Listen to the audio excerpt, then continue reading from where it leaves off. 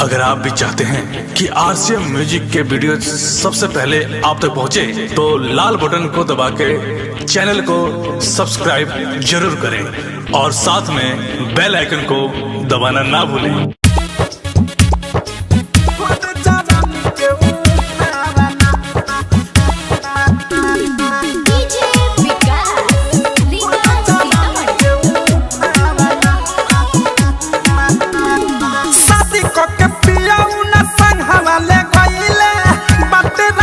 सखी कहवाना शादी के पियाऊ न संग हवाले गइले बटरा खाइल सखी कहवाना। अरे नैहरा के यारा पिपरा के पीछे कर जवानी के उठावाना। अरे नैहरा के यारा पिपरा के पीछे कर जवानी के उठावाना।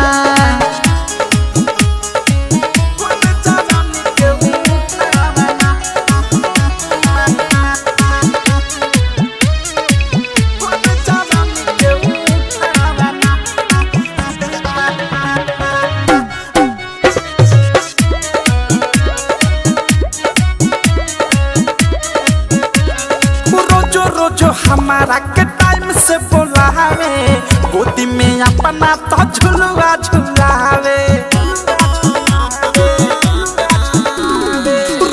रोजो हमारा के टाइम से बोलावे, गोदी में अपना तो झुलवा झुलावे।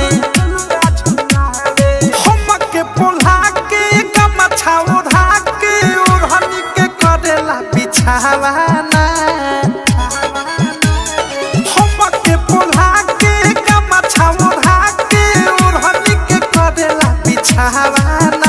अरे नैहरा के यारा पिपरा के पीछे कर जवानी के उठावाना। अरे नैहरा के यारा पिपरा के पीछे कर जवानी के उठावाना।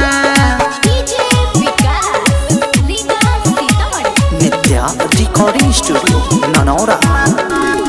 लागी गइले आदत हमरा सखिया कुआर के, कमी न खलतावे